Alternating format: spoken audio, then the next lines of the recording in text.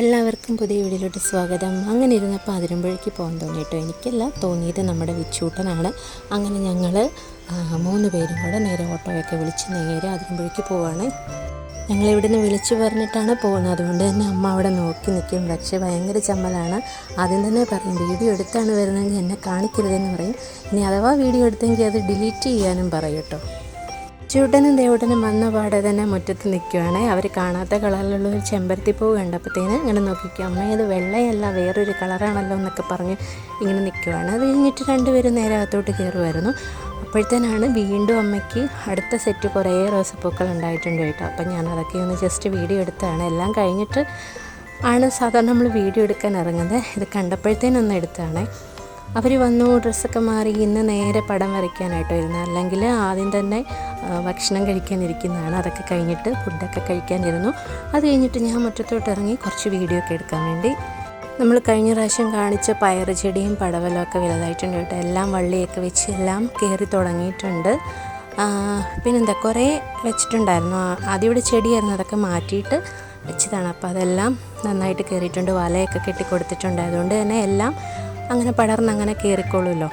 പിന്നെ നമ്മളുടെ നോനിപ്പഴമൊക്കെ കുറേയൊക്കെ പാകമായിട്ടുണ്ട്.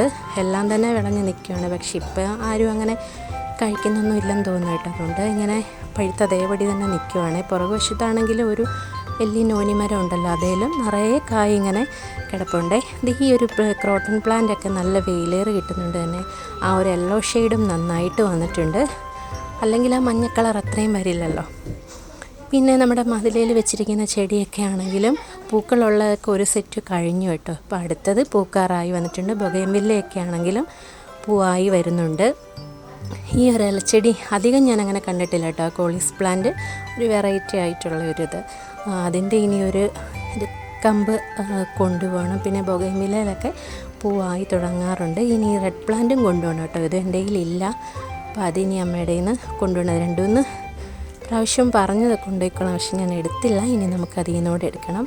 പടം വരച്ച് വിച്ചൂട്ടനകത്തുനിന്ന് നേരെ സിറ്റൗട്ടിലേക്കൊക്കെ ഇറങ്ങിയിട്ടുണ്ട്.